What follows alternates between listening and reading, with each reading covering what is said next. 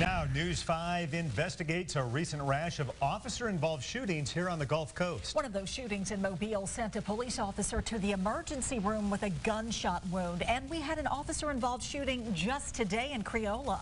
News 5's Mary Smith joins us now in the studio with more on how officers train for emergencies like these. Yeah, Roseanne and Peter, that's right. We've had 5 officer-involved shootings here in the past week on the Gulf Coast, from Mobile all the way to Milton. And one of those, an officer was shot here in Mobile, but he is expected to make a full recovery. I took part in a class with Mobile police that walks you through real-life situations. Law enforcement tell me they wish more people knew why they had to touch their weapons, and it's much tougher than it looks. 5 times in just 1 week where an officer or deputy fired their weapon at a suspect. 2 in Mobile. One of those cases, an officer even shot in the arm.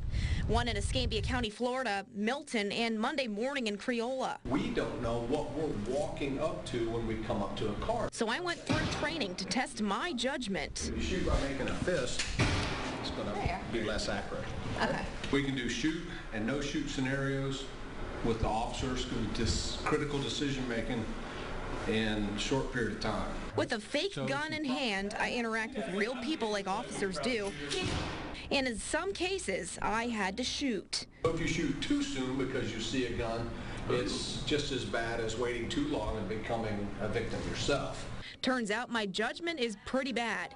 In one case, I almost shot a man just grabbing a cell phone out of his car.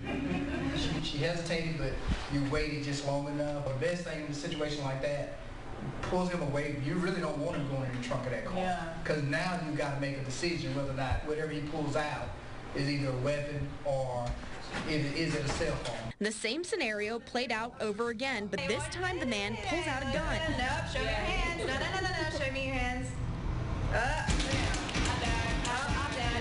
The officer's points were made. You knew what you saw. These are split-second decisions that can change their careers and, in many cases, someone's life. Put the lights down. We failed. I guess let's try another one.